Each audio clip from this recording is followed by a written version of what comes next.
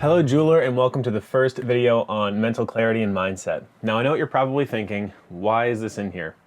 I came to learn about jewelry marketing and all of a sudden we're talking about mental clarity, mindset training. Come on, this is too wacky, this is nonsense, what's the point? Well, if that's you, then that's perfect because that's exactly where I was when I first began working in business as well, and also where a lot of people are when they have been in business for a long time.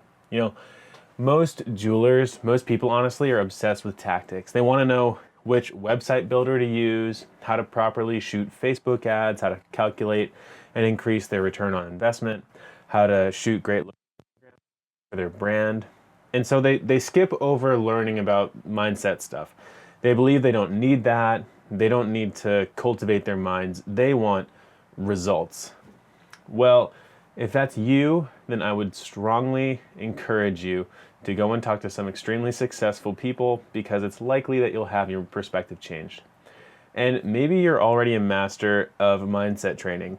You literally teach this yourself, and that's great. I would still strongly encourage you to continue growing your mind through this training as well, because it's times like these that matter the most in your career and your life for determining whether or not you're successful. Do not skip over this week's modules. If you try and go straight into tactics, then there's about a 99% chance that you will fail. And what I've found as I've worked with jewelers and business owners and also about myself has been fascinating. It's something I truly never thought much about. I always believed that mindset training was very hippie and mystical, and that self-help books were for the weak, and that anyone who focuses on their mindset was just inherently a weak person. And now, after having gone through some major transformations myself and having seen the difference mindset has made in my own life and having to really become way more humble than I was, I believe just the opposite to be true.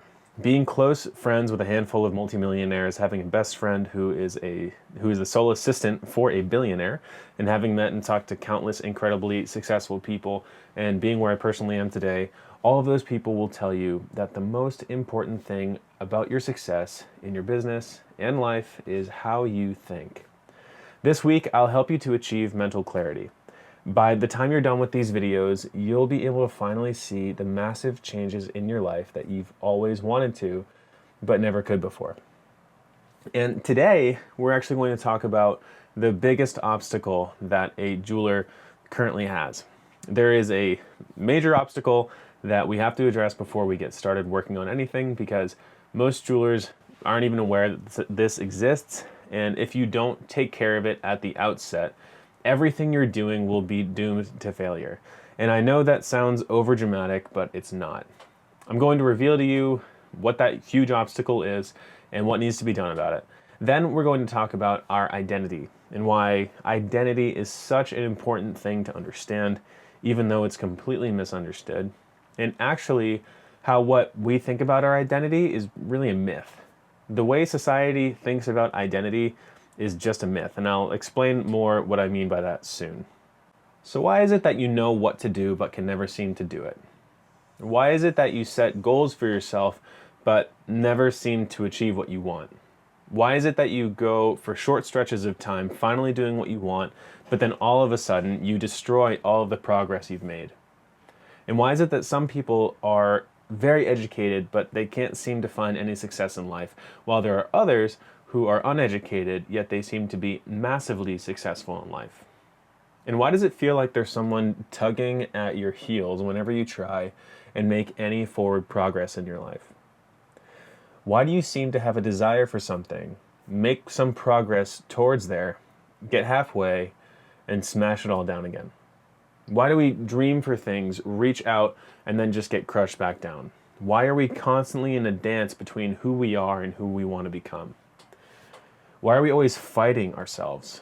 Why do we have desire? Why is it so hard? Why can't we achieve the things that we want to achieve? And what is this dark force that is to blame for all of this? Does it ever feel like something is holding you back? What is it? And who is to blame? What is this dark force that seems to be against you and making you suffer? So why is this video here in the first place? I was debating whether or not I should include this in here, and what I realized was that if what I truly want for you is results, and what I want is for you to experience freedom in your business and vitality in your life, then I knew I had to teach mindset. The reality is, most jewelers that I talk to know what to do. They have books and listen to podcasts and have gone and trained at school and have tons of information out there, but they can never seem to do what they know they're supposed to do. They say, Robbie, I want to make 7 figures a year. I want the ability to travel. I want more time with my kids or my grandkids, but I have no idea how to get there. And I say, well, what have you tried? And normally they go into this long list of tactics, and I tried this and I tried that and this thing, and I just don't think I can do it. And when I ask for examples of when they've tried, in reality, they gave just one little piece of something a try, got a little pushback, and then ran away and retreated back into themselves where they feel safe. I've literally heard a jeweler say, I'm just afraid I don't think I'm meant for success like that. Yes, it would be great, but it's not for me. All the while, they admit that's what they want. My central focus throughout creating this program has been to get people results. I don't care about anything else, really, other than getting people exactly what they want. I want people to get clients. I want people to make money. I want people to have an amazing jewelry business. I used to work on or just teach tactics, and I noticed that people didn't get results. They would understand the tactics, but then they didn't implement them, or they understood them, but they didn't believe them. They might understand the tactics, but they don't feel worthy of success, or they can't break through these different barriers, or they can't face their fears and get outside of their comfort zone. I've been doing this for long enough now that I became very aware of what was going on with all of my students and clients, and I became aware of the difference between those who broke through and those who did not. And while I used to just focus on tactics, I started to realize that it was more than that. It was more than just knowing what to do that counts. So I came up with this new philosophy for creating these trainings, and I call it the perfectly engineered change agent. It's a combination of a proven process, a new worldview, a winning community, and expert mentorship. The new worldview is what we're going to cover in week 2, mental clarity and mindset. And it says here, we engineered a new way to think, to reprogram your mind that's so profound, it's like seeing for the first time. Successful people take lifetimes to build their mental comprehension mechanism. We figured out how to install it in weeks. This is what we're going to do in week 2. We're going to show you the new worldview and show you how society's current way of understanding everything is wrong, why it needs to change, and if we want to evolve and become something bigger than we are, what we need to change about it. So why do you need a new worldview? What's wrong with the one that you've got? Why am I going out of my way to bring attention to this stuff? I want to show you something called the blind man and the elephant. It's a very simple example to really help make this point concrete. The blind man and the elephant is basically this idea that people had a blindfold around them, and they were led up to an elephant, any particular part of an elephant, and they were told to put their hands out and try to understand what it was that they were standing next to. So when you lead someone up to something and they don't have a full understanding of it, and by full understanding I mean they don't have full eyesight, all they have is their touch. So when you lead someone up to a particular part of something like this, they all become fully convinced of what they found. The person who finds the tail might actually think it's a rope and truly believe that they have a rope in their hands. The person who finds a leg might truly believe that it's a tree. Someone at the front might think that it's a snake or it's a spear. Someone on top might think it's a fan. Someone on the side might think it's a wall. Depending on our frame of reference, we are so likely to make a massive mistake about what it is that we actually have and what we've actually observed. This is what your worldview is, basically. It's the way you believe things are. All your belief is built up in your mind, and it's how you see the world. It's how you perceive reality. It's everything to you. Your worldview is how you walk and exist and perceive everything. It's probably the most important thing that a human being can have. Most people don't even know what the word means. We tend to believe that everybody thinks the same way that we do. We think that if we think something, then everyone thinks that, or if we believe in something, then everyone believes in that. We tend to believe that everybody believes the same things that we do, and they don't. Successful people see, think, and believe totally different things than you do. Let me tell you where this all began for me. I want to tell you a personal story about me, just so that you can get a real understanding of this. As I mentioned before, right after college, I wanted to go and help with the massive Syrian refugee crisis. So I raised a bunch of money and flew over to Germany, where I lived in Berlin for a few years, working hands-on with Syrian refugees and their families. And I met and worked with thousands of refugees, and I'm still now friends with plenty of refugees. But I noticed different things about different refugees, and as I heard their stories, things became more and more clear to me. And I want to tell you about my good friend Mohammed. So, Mohammed is probably one of the nicest people that you would ever meet. On my very, very first day in Berlin, I met this kid, and we stayed friends the entire time that I was there. I knew there was something different about him, but I couldn't really tell what it was. But it became more clear to me as he told me about his life. So, Mohammed, when I lived in Berlin, lived with his family of 5 in about a 250 square foot hotel room. They basically slept on each other. Him, his older brother, his baby cousin, and his 2 parents in their 70s. If you saw what they had, you would be amazed to think that people could live like that for years on end. But what was astounding to me was how incredibly positive Muhammad always was, and continues to be, even now. If you met him, you would never know that he lived in such poor conditions. You wouldn't know that he was the sole breadwinner for his family. You wouldn't know that he works 10-hour days to make 20 euros, which is like $23, only because that's the only job that he was able to get with his lack of German or English. Because he knew something most other refugees and most other people don't know. I remember one time I had Mohammed over to my apartment and we were just sitting around eating and talking, and I asked him about his life before he got to Berlin. And he told me a story that will stick with me forever. He's from Aleppo, which is the capital of Syria. And years ago, he saw the military taking over, and he knew that at some point they were going to be forced to leave, but he didn't know when it would happen. As years went by and things got more violent, he saw friends and family die every day. He literally showed me this picture of this street in Aleppo that he had to run across to get bread. And the street it's like any other city street with buildings on both sides and a crosswalk. The only difference is that every time you want to cross, you run the risk of being shot by a group of snipers who have their guns pointed down the street waiting for any person to run across.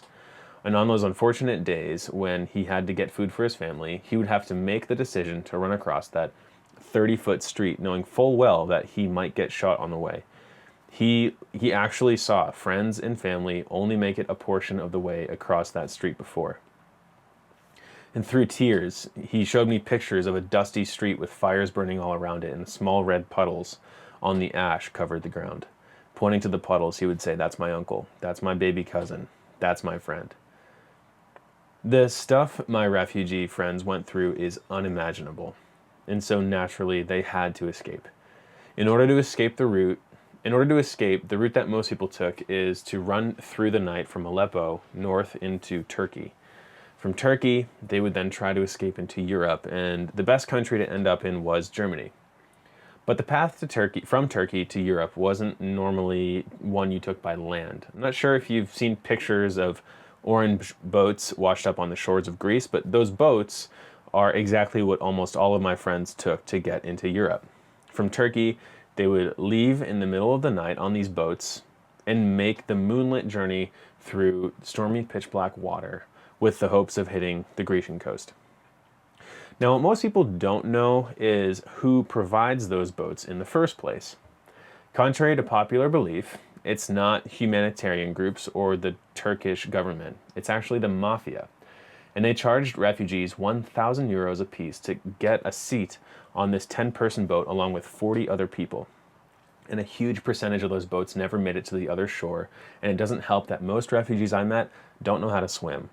So imagine you're Mohammed, you're 16 years old, you have your elderly mom and dad and brother and baby cousin with you, and you're on the shores of Turkey with the mafia being your only hope. Now this is where Mohammed's story and our training converge. What ended up happening was that the mafia members were pointing their guns at the refugees, and they started shouting that the police are coming and that the refugees had to get into the boat immediately. However, the boat wasn't blown up yet. They're being shouted at and guns are being pointed at them. But they are being told to get into an almost certain death at sea. So you could say that Muhammad was stuck between a rock and a hard place. Muhammad looked at his parents, knowing there's no way they could swim the 5 miles to the next shore if the boat went down, and turned to the mafia member closest to him and almost unthinkingly punched him in the face.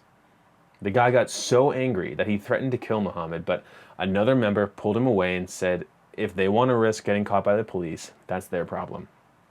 And the mafia members left.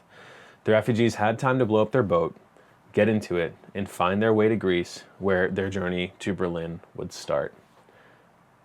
When he told me that story, he said, at that moment, I realized that my parents were going to die. They couldn't swim. All of a sudden, it's like I had no emotion. I had no choices, but I had to make one. My only thought was survive.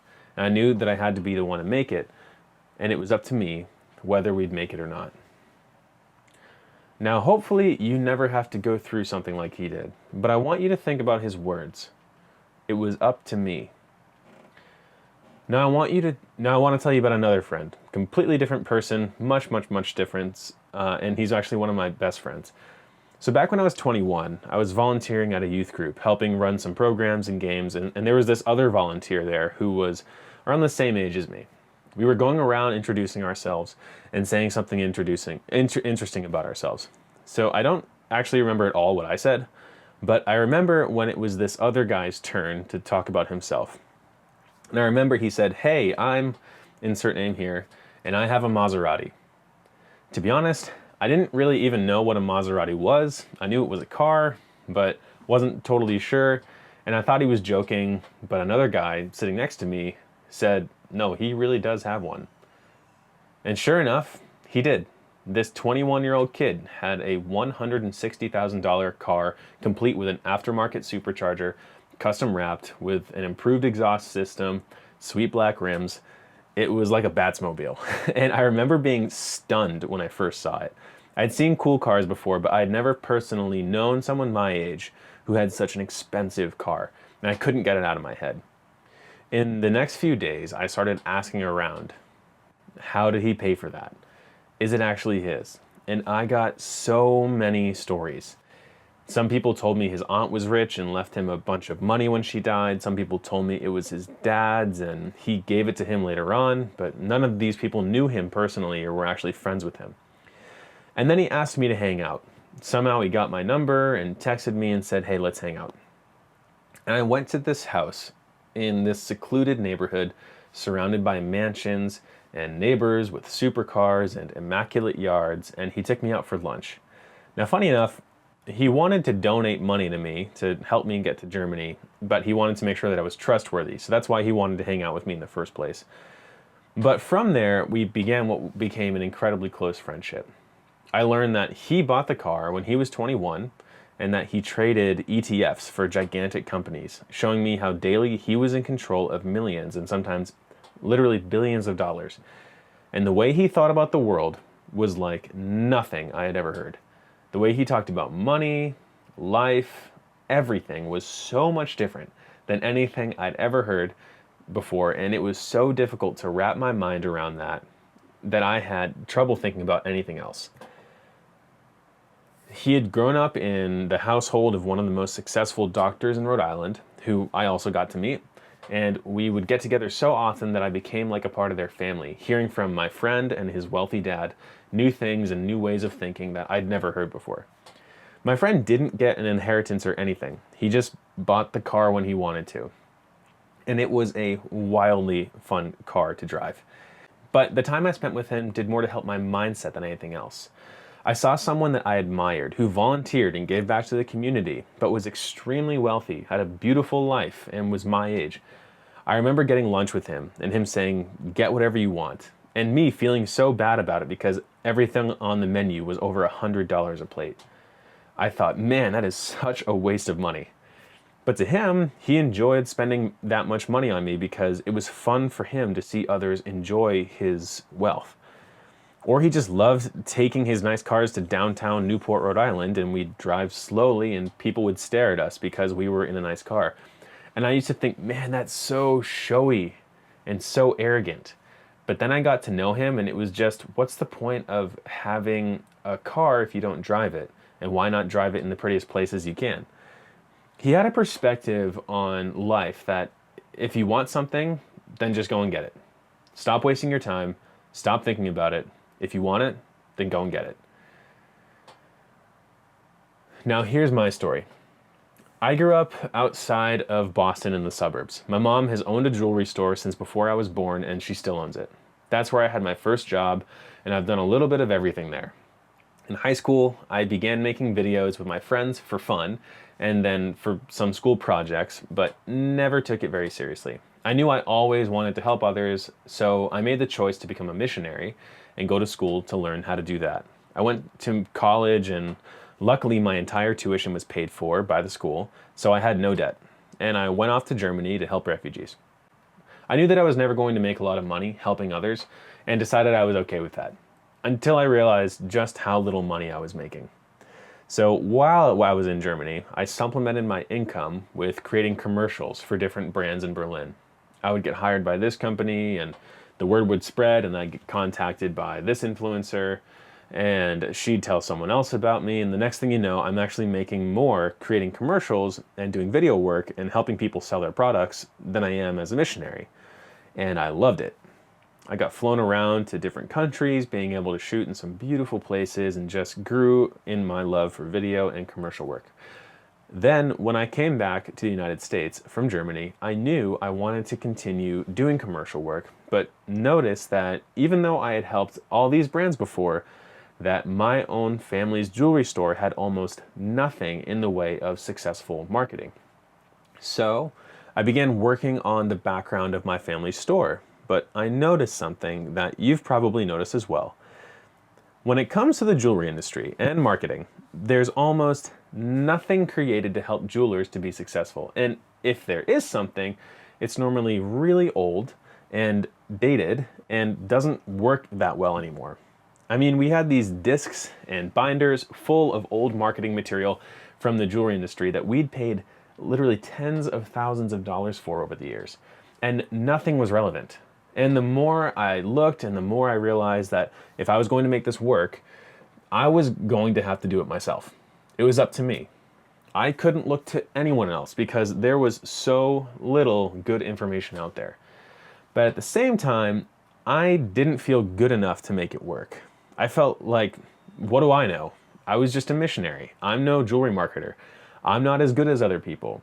Who am I to say that I know better than anyone else does? How arrogant is that, to think that I know better than someone else does? And the voices kept going and going and going. And for the first time, for the first few months, we saw almost no progress at all. I would research what other jewelry stores had done before and what jewelry marketers had on their blogs, and we would try this thing and that thing from their advice, and we would just end up losing money. And I figured that the problem was just that I wasn't good enough. I didn't deserve success. And I would literally stay up at night worried out of my mind that I was wrong and that I was a bad person for doing what I'm doing and that I'm a liar and I'm a failure. Like, I was really, really messed up. But now, years later, I've been able to get hundreds of appointments for my clients worth millions of dollars.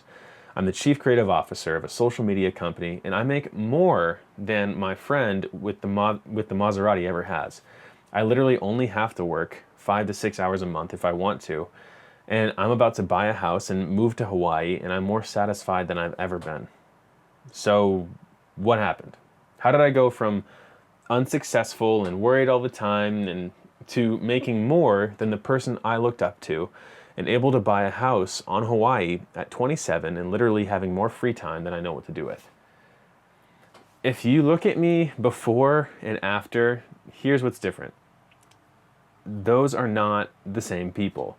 Before, I was worried about money all the time. I worked 60 to 70 hours a week and prided myself on that, even though I was only making like $1,200 a month. I never felt like I had a grasp on life or like I knew what I was doing with my future. I never felt good enough to deserve success, and I always felt like there was something inherently wrong with me. Now, I'm extremely happily married to a girl who I thought was way out of my league. We're about to buy a house in Hawaii and move there. I only have to work a few hours a month if I really want to, and I make more than the person I used to look up to as my hero. And now I help jewelers all over the country realize their dreams and make more money while having more free time. What happened? Now I want to ask you a question, and I want you to answer it honestly. Do you think that there is a small chance that you will become wealthy and successful? Do you feel like there's a slim chance that you will actually be successful and wealthy? Have you believed that throughout your life? Where you are in your situation right now, have you believed that there's probably a tiny chance that you're actually going to do well, achieve massive things, and be really wealthy? Because I knew that I wasn't. I knew that there was going to be a very, very slim chance. I made that decision. I thought that only really lucky people or only really outgoing and talented people achieve success. I thought that success wasn't for me because I wasn't one of those people. I thought if I did become successful or wealthy, it would be probably because I won the lottery or something. And that's why there's a lot of people that buy the lottery. I noticed that most people feel this way. Most people feel like there is a slim chance that they'll actually be successful and wealthy. So right now, just answer this to yourself. Do you feel like there's a slim chance that you will actually be successful and wealthy? I'm really sorry to break it to you, but there's actually no chance at all. There's no chance at all that you are going to be successful and wealthy at achieving your dreams. And that's okay, because I'm going to show you who's to blame for all that. There's actually someone who's to blame, and I'm going to let you know who that is in just a minute. So do you remember how we discussed feeling like something is holding you back? Well, who is it? Who is the dark force that's holding you back? What is this dark force that seems to be against you and making you suffer? I mean, it's really cruel to hold you back from what you want to do. It's really cruel to make you suffer throughout your life. This person is seriously to blame for everything. Everything you've ever wanted and haven't been able to do, everything that has always caused you to be self-destructive and act in a way that wasn't in alignment with what you really wanted to do and how you wanted to act. This person is to blame for everything in your life. It haunts you. This thing has you by the heels and it's pulling you in. This is the biggest obstacle to every jeweler right now. So are you ready to figure out what it is? It's you. Yes, you heard that correctly. It's you. It's not your skills. And this is what people have come to believe. It's pretty crazy to witness this. This is actually how most people believe the world exists. They think the reason why they're not successful or the reason that they don't have what they want is because of any one of these reasons. They think it's their skills. It's not your skills. It's not your past. It's not your location. It's not the government. It's not the president. It's not the party that got in. It's not any of that. It's not the news or what's being covered in the news or some big scandal. It's not your age. You're not too young. You're not too old. It's not tech skills. You know, there are a lot of people that say, I'm not a techie or I'm not tech savvy. People say all these different things. I'm not tech savvy, therefore I can't do it. Or I'm computer illiterate, therefore I can't do it. It's not your race. That's a big one right now. It's got nothing to do with that at all. It's not your class. It's not your sex, male or female. It's not that. It's not your English skills or your language. It's not the family that you're from. It's not your lack of time. It's not your stressful job. It's not the family that you're in. It's not your wife or your husband. It's not your internet connection if it's too slow. It's not your computer. It's not your friends and their influences. It's not your back pain. It's not that ache you have in your wrist, which holds you back from doing anything that you want to do. It's not your illness. It's not your voice. It's not your accent. It's not your personality. It's not the way you look. It's not anything. It's not your anything. We think it's all of this different stuff. It's so easy to blame somebody or something. The only problem is that the moment you choose to do that, you lose forever. Believe me, I know that what this is like because I lived it. I mean, I blamed other people for everything. If I didn't have what I wanted, I could point to someone else. I would tell you exactly how that thing happened. Of course, it was never my fault. It was always something else or some story or some unfortunate sequence of events. Whatever it was pretty much never me. Or I knew it was me, and if someone would ask me, then I would just make something up so that it wouldn't be me. I would always pin the blame on somebody else or something else. The only problem is that the moment you choose to do that, you lose control. You're giving control to something else that isn't you, and so you're giving away your control. And this caused me to suffer in my life a lot because I was going around blaming other people and other things for my lack of success and my lack of really growing into a bigger person and becoming something which was bigger than my previous self. You have to realize that you are where you are right now because of nobody but you.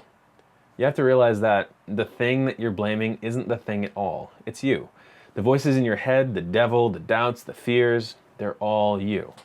Everything you think is someone else's fault is yours. This is the most important thing to understand really early on in any training program. It's a bold thing for me to say, obviously, because a lot of people, especially in society and everything, have come to believe that they need to be sympathetic of everyone and listen to their story and acknowledge their story. And I worked with refugees, I get it, and give them some sympathy and then say, oh, it's okay. I would have done the same thing if I were you. You did the right thing. It's hard out there. It's really, really hard out there. You know, it's okay. It's fine. That's what people are saying to other people. And while that might make you feel better at a given moment, in the long run, it's only feeding the addiction. It's only going to make you suffer for longer because all that sympathy is doing is feeding your addiction. It's feeding the story. It's giving the story evidence and credence that it exists and that you were right in giving into that story and giving up. This is what people do when they blame other people and then they go out looking for sympathy or they blame other things and it's not their fault and they want to be with people who believe that it's not their fault. And I witnessed this all the time working with refugees who had truly been through some horrific experiences. But if you ask my friend Muhammad, who's responsible for his success, guess what he says? It's up to me. You have to realize that where you are in life right now is because of nobody but you. If you look around right now, what you have, what you own, and the physical shape that you're in, the mental state that you're in, the cleanliness and the tidiness of your home, the state of your home, how awesome it is or how much you love it or how much you hate it, your car and how much money you make, how much money is in your bank account, all these things, you did them. It was nobody else or no other force that was coming in here and influencing it all. It was all you. People's lives are exactly how they design them to be. I think a lot of people forget this a lot of the time. Who you are right now was built to spec. You built that person. That person which you are right now, you designed it, you built it. If it's not something which you're totally comfortable with, or if you were hoping to be in a better situation or be a bigger person or something else, then somewhere along the way, you must have been out of alignment. Your actions must have been out of alignment with what you really wanted to be. This is what happens to people. It's like going to an airport without getting a ticket. If you do that and you just get on some random plane and just wing it, I mean, you might end up anywhere. You might end up in the middle of Africa and then become conscious one day and say, whoa, holy crap, I didn't want to be in Africa. Why am I here? Oh, I know, it was because of, that person's fault or like that airline or it was them, it was bad service. Of course, it's someone else's fault. Okay, now I can feel better and I'll just stay here in this miserable in this country and even though I don't want to be here. And that's what people do with their lives. They walk through life without a plan, without an intent and anything, and then it's all fun and games, and then one day they wake up somewhere where they don't want to be, or somewhere where maybe they're not as far along the path as they thought they wanted to be, but it's never their fault. They blame something else. They blame someone else. You have to realize that where you are right now in life is because of nobody but you. And this is the first, most fundamental thing to understand if you want to change, because if we want to change, we need to understand that we have the control. However, if we blame something else, we're just telling ourselves that we don't have the control. If we say it was the government's fault, I mean, now you can't be successful until the government changes. And who knows when that's going to be? The government could last for 4 years or 8 years, and how many years will it last? If we say it's your back pain, that's the reason why you're not successful. Your back pain might never go away. See, we assign these things as the reason why we can't be successful. And in doing so, we totally make it impossible for ourselves. You need to understand that where you are in life right now is because of nobody but you. Those voices in your head telling you that you can't do it or aren't good enough, the monster that has you in its grips, pulling you away from everything that you want, while breathing down your neck just to let you know that it's there. It's watching. When you try to step out and become something a little bit bigger, it's got you. You know it's got you. You know it's just going to pull on you. This is what keeps people from growing.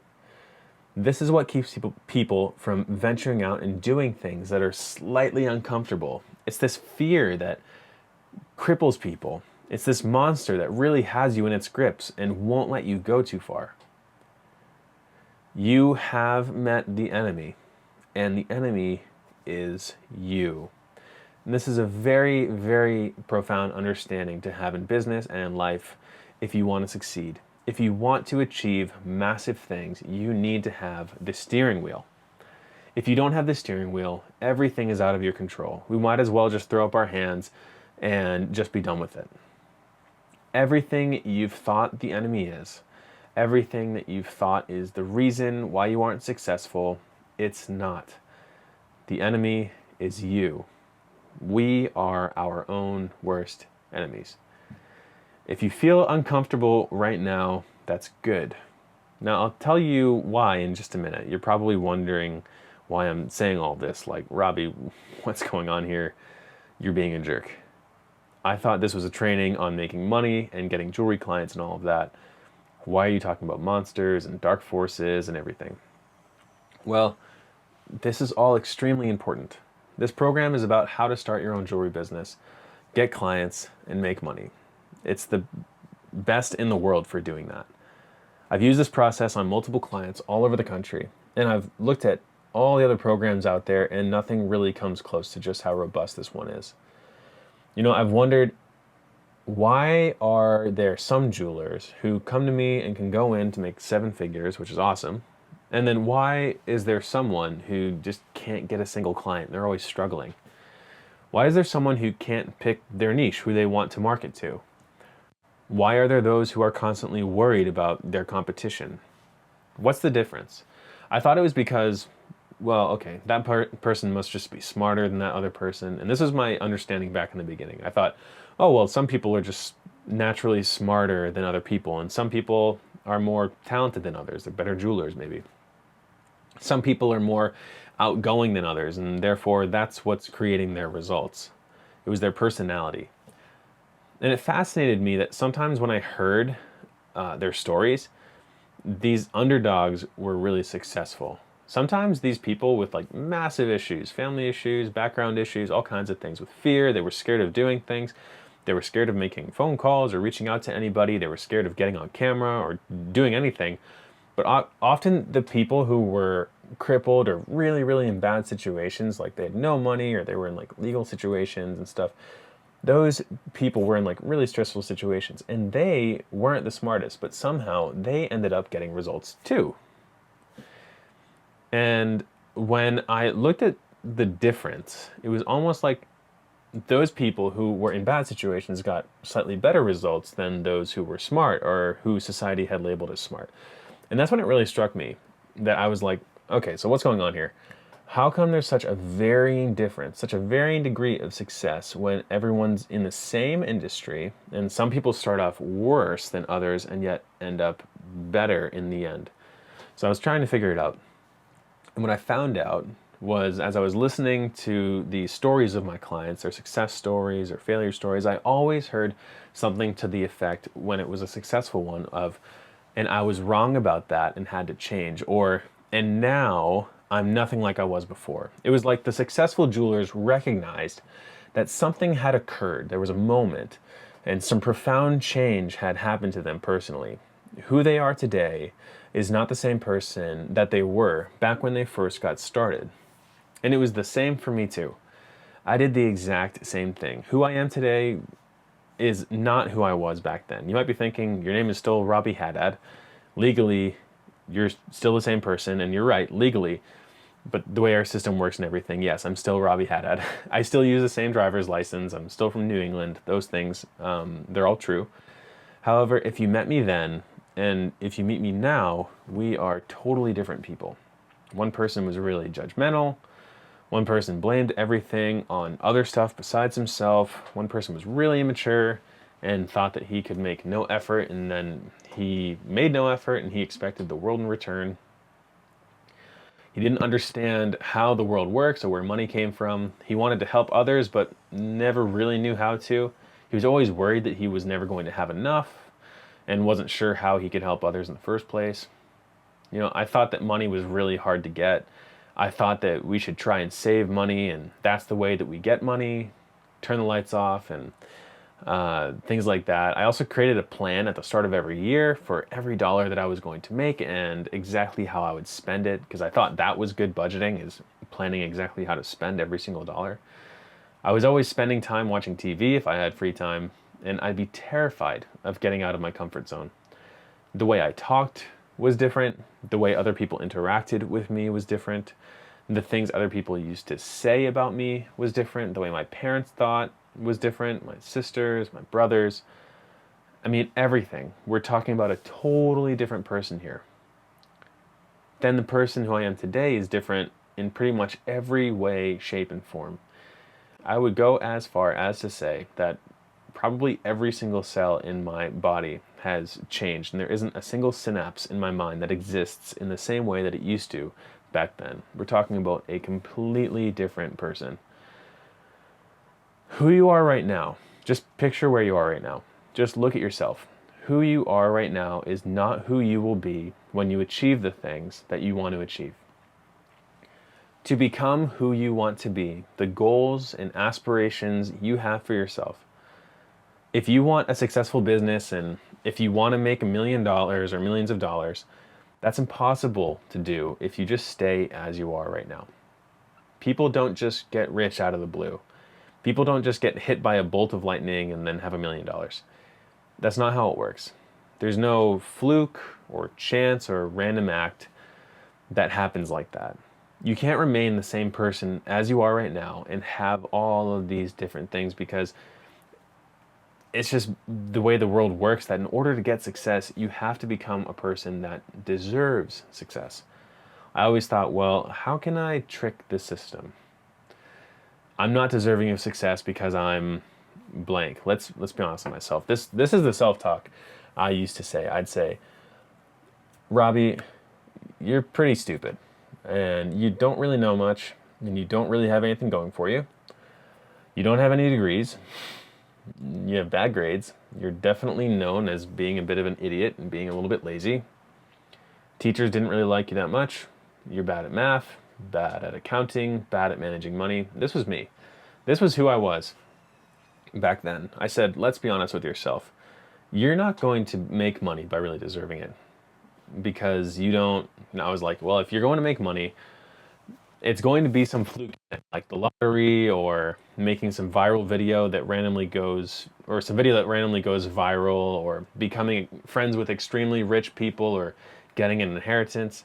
This is how nonsensical I was. The thoughts I had were, this is how nonsensical the thoughts that I had were. This was the only way I thought I was going to achieve success. Total chance. A lot of people, they don't understand this. A lot of people, they think, well, what do you mean you have to learn about the internet? We have to learn this little piece of software, or you mean we have to watch that video and it's 2 hours long? I don't want to do that. That's not me. This doesn't fit me. I'm not a tech person. I don't understand computers. I don't understand cameras. Or, I'm not good with technology. These are the things that people say, and they're like, I'm not good at tech, or I don't have time to watch a 2-hour video. Therefore, I won't do it. It's not my fault that I'm not doing it. It's the program's fault. It's the marketing's fault. It's because it's got technology in it, or it has long videos in it. Of course, they blame the program or the course or whatever, and it's not them. Then they say, I can't do that because it's not me. That's because most people really haven't come to grips with the fact that who they are now, it's impossible to achieve success as that person. If you want to forever stay who you are, then you will forever not be successful, because who you are right now doesn't deserve success. You need to deserve it to get it. I'm not saying that you're not a deserving person inherently. I'm simply just saying that if you had the things that the market rewarded, or if you did things that the market rewarded, the market would have rewarded you. That's the way it works.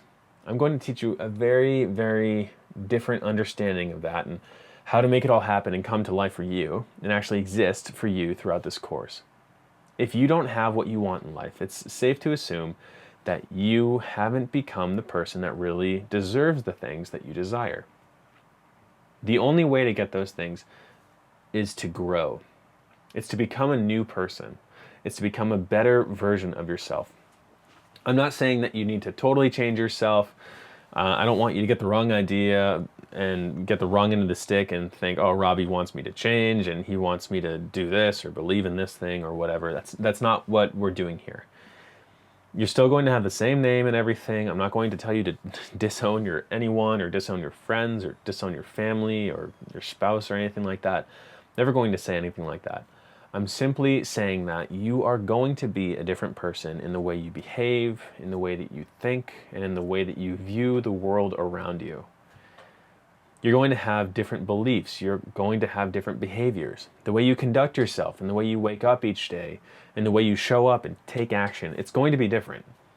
Who you are now and who you are when you're successful are going to be two different people. You're going to be a bigger person.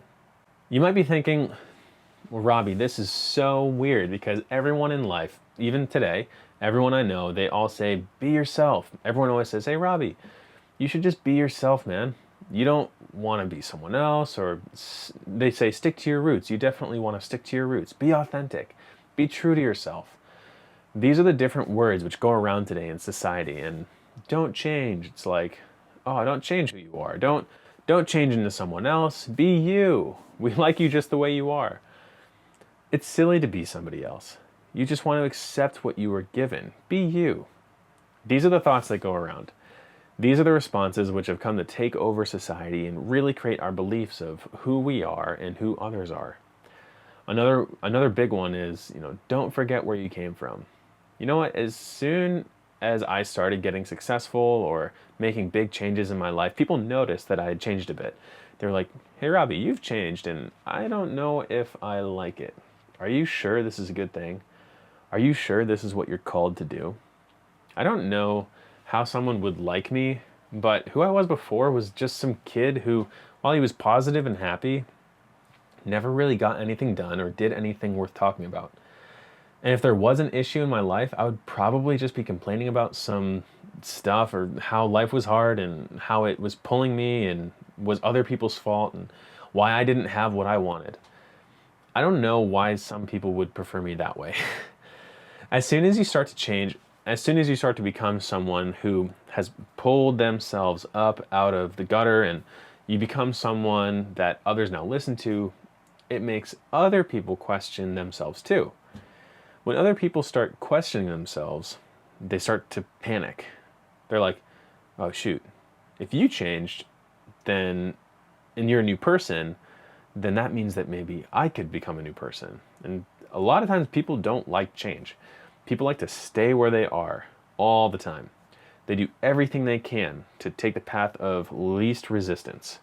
And they don't like struggle or challenge. They often attack you when you're trying to grow. Now, in Western civilization and Western philosophy, we've come to believe these different things like stick to your roots and be yourself and just be you and be authentic and know your truth and all these different things, and don't try to be someone else. These words go around, and I'm sure as I'm saying these words, you can remember that just about 1,000,000 times you've heard them. These words just run rampant throughout society.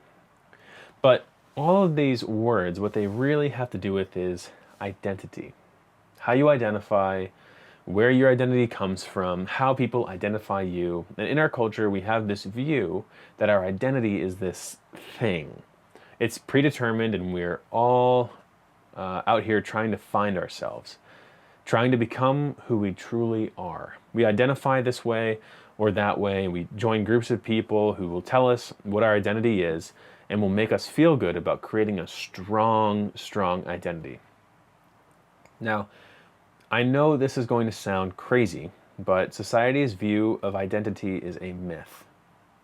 Think about how we get to what our identity is. We say, I identify with these people, or I identify as an XYZ. And then if you ask someone about it, they'll start telling you stories. They'll go back to their childhood. They'll tell you about this thing that happened to them, or this realization that they had, or this profound moment that happened to them. And then they treat it as a sign that this is who they are.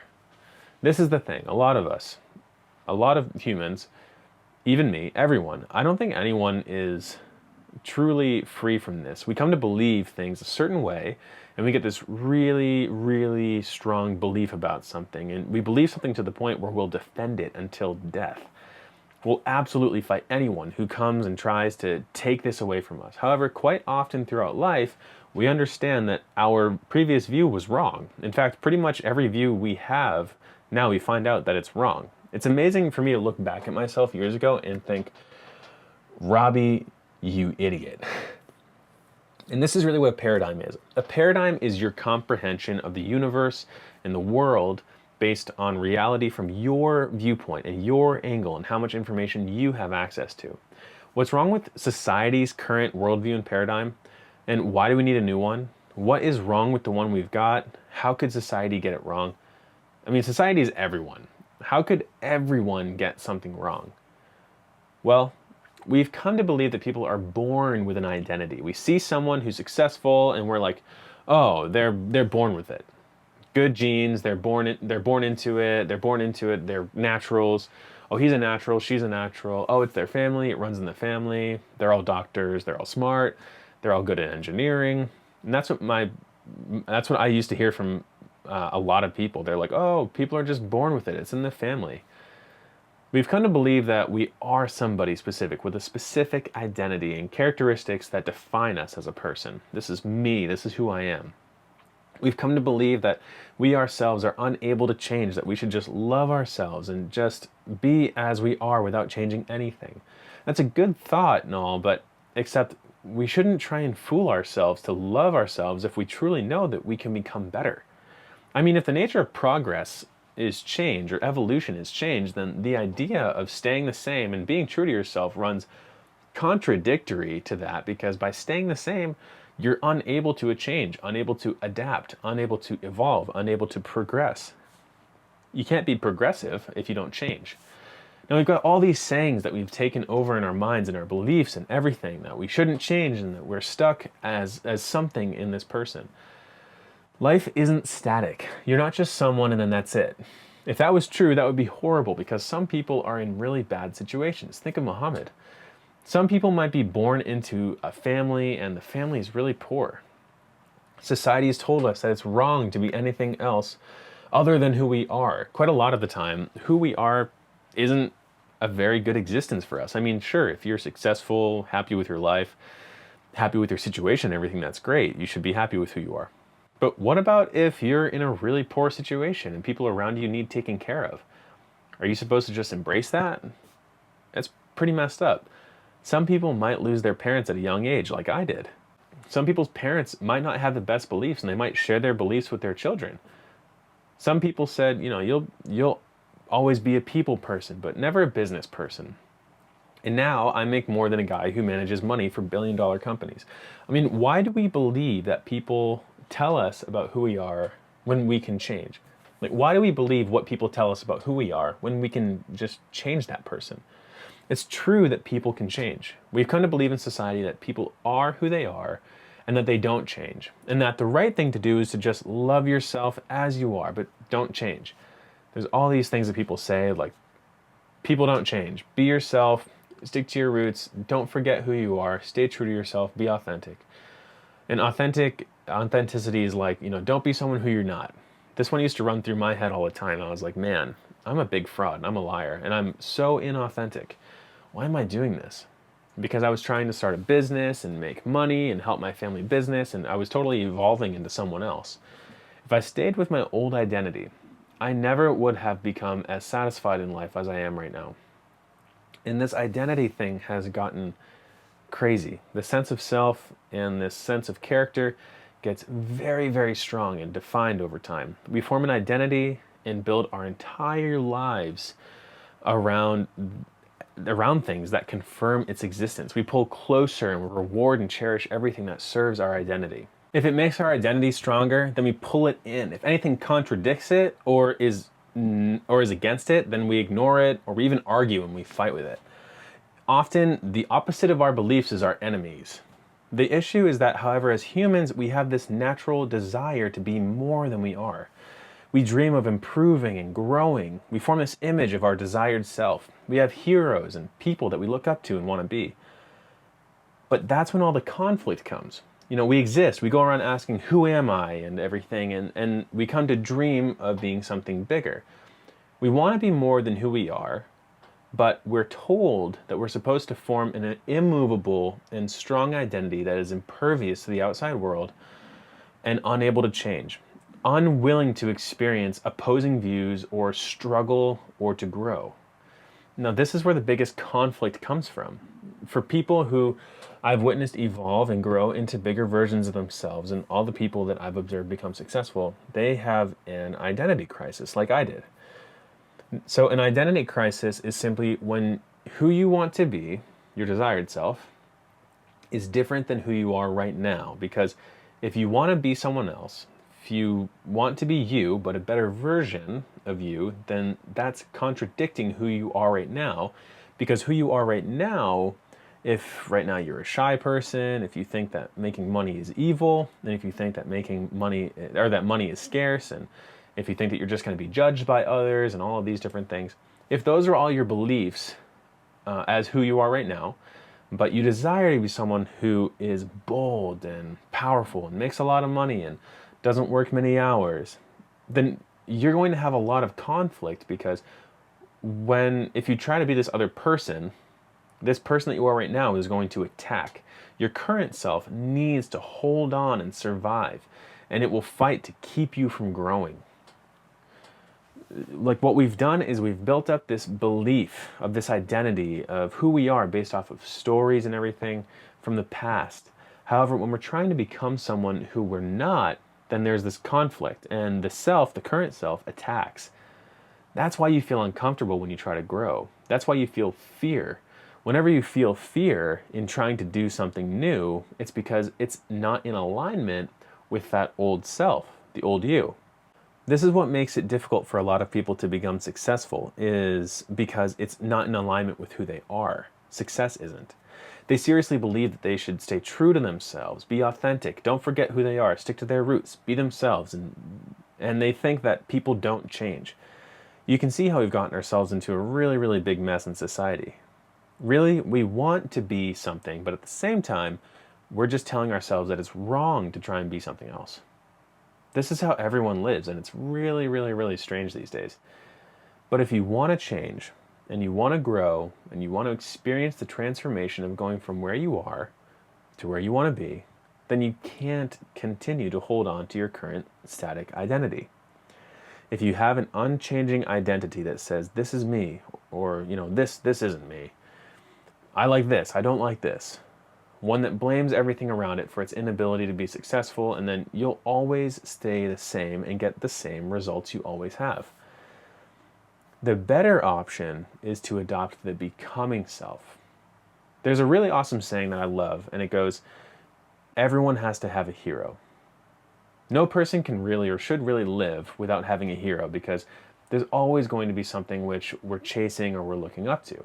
Without that, we get lost. It's a goal. It's someone to become. A lot of people, they look up to someone and they think, oh, it'd be so cool to be that person. Everyone has a person like this. That might be a sports player or something else, or a video game person or something which isn't them. But most of these people, most of the time, we choose people that aren't ourselves. The best thing to do instead is to make your hero you in 1 year, and then your hero is you in 5 years.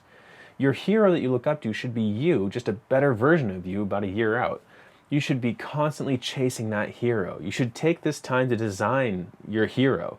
Make him or her whoever you want him or her to be, and then grow into it. Your hero should be better than you, just you, but a better version of you.